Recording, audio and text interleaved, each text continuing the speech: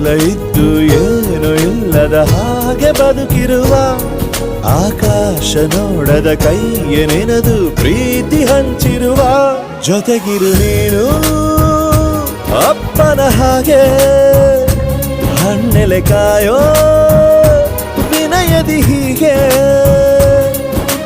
ನಿನ್ನನು ಪಡೆದ ನಾವು ಪುನೀತ ಬಾಳು ನಗು ನಗುತ್ತಾ ಬೊಂಬೆ ಹೇಳುತ್ತೈತೆ ಮತ್ತೆ ಹೇಳುತ್ತೈತೆ ನೀನೇ ರಾಜಕುಮಾರ.